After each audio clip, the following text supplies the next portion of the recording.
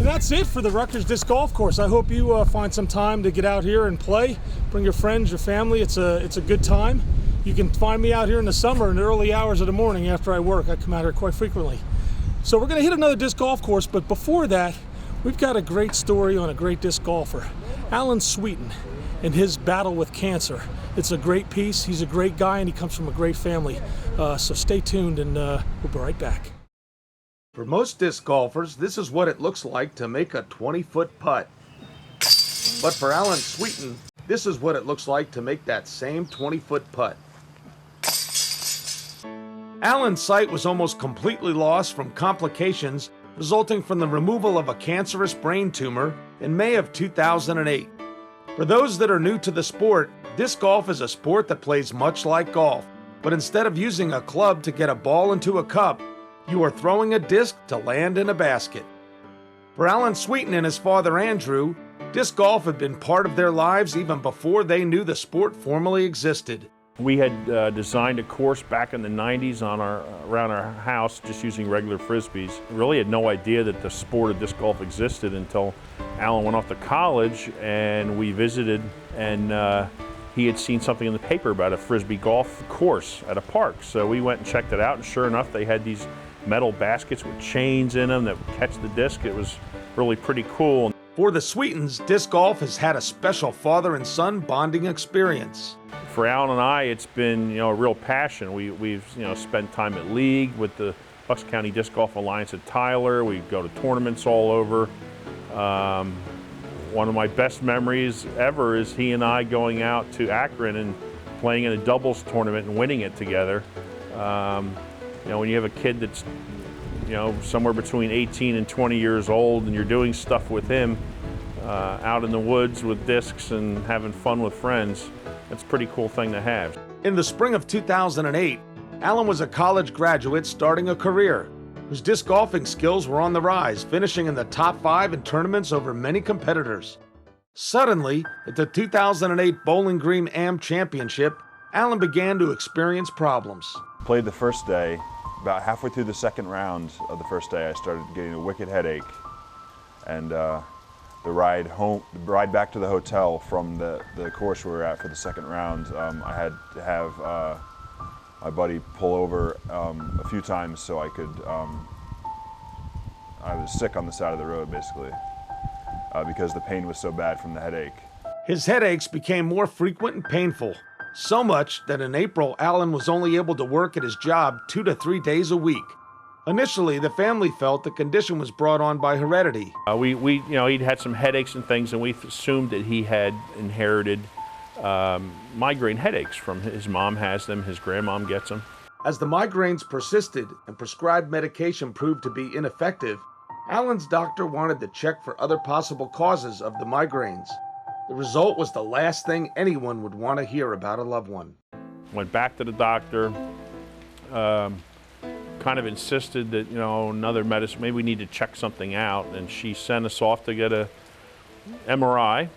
Said, well, we'll send you, it won't show anything, but, at least we'll know. And sure enough, of course, it showed something. Turned out Alan had a tumor in his right frontal lobe. For young Alan, the test results brought mixed feelings. It was a relief to, finally get the MRI, and I mean, it was interesting to, it was good to know what was wrong, but at the same time, it was like, great, I have cancer, and I'm 24 years old, so it's not easy. With one of the most traumatic of family circumstances before them, they dealt with feelings of fear and shock. You react in pretty predictable ways. You're scared to death. You are really angry. It's a tough thing. For us, we're Christians, and for us it's a thing. We know where we'll be 100 years from now, so we get through it. I don't know how people without faith go through something like this as a family I don't know how they do it. Our faith was really important in this. It was just such a shock, like you don't expect that at 24. Like even the neurosurgeon told me that this type of tumor, is more common in people over 70, so it's just, where did this come from? Why me? In the month of May 2008, the Sweeten family braced themselves for what modern medicine could do for the health of Alan Sweeten. On Monday, the 12th of May, they opened up his head and took a big tumor out. They warned us he'd have some real issues with his left side. He, probably a month and a half later or so, he was still on either with a wheelchair or with a walker. But he recovered fairly well physically in that regard.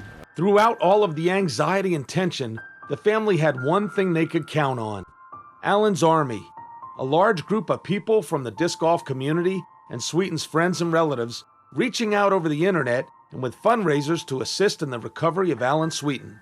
The Alan's Army thing and the outreach to the disc golf community really came from, I had started sending some emails to concerned family and friends that want to know as things were happening, with even the initial day of the operation. Alan's in, the doctor stopped by, said things are going well, Alan's out, he's in recovery, we saw him in his room, those kinds of emails. But it grew as things happened. The brain tumor removal surgery was a success, but there was one complication. Alan had lost his ability to see. It was a relief to know that it was, for at least for the time, that, I don't have to worry about the cancer. But at the same time, I still can't see, and so that's frustrating too. The big thing that happened was due to who knows what, probably lots of pressure in the brain cavity and all. He's lost his sight, he's legally blind.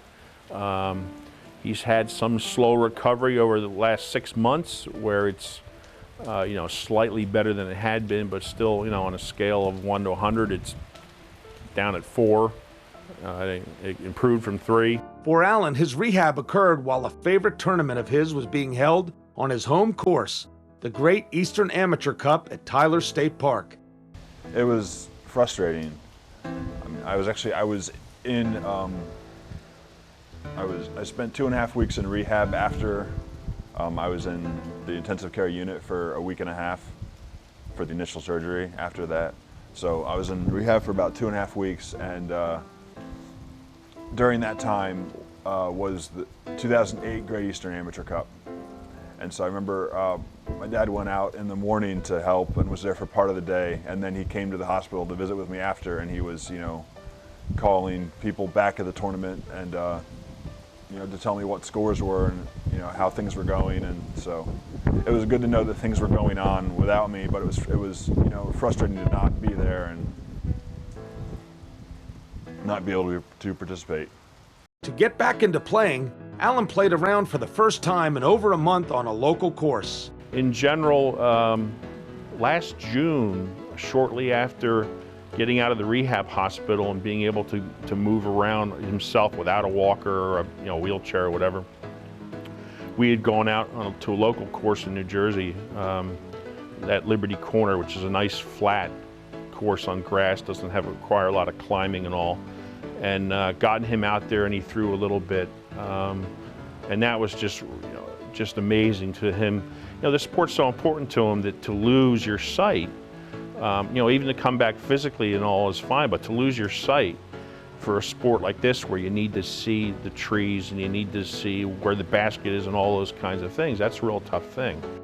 For Alan, playing in the Great Eastern Amateur Cup in 2009 was an opportunity for him to rejoin the disc golf community as a player, and he was able to play thanks to one of the most kindest and giving players disc golf has to offer. B.O.B. Bob Graham. I really couldn't think of anyone better to be my caddy, to spend a day with, and, I really have to rely a lot on, not just on the throwing, but, the course is pretty rough terrain with lots of hills and logs that you can trip over, and so I have, need someone I can trust who can guide me and make sure that I'm, safe.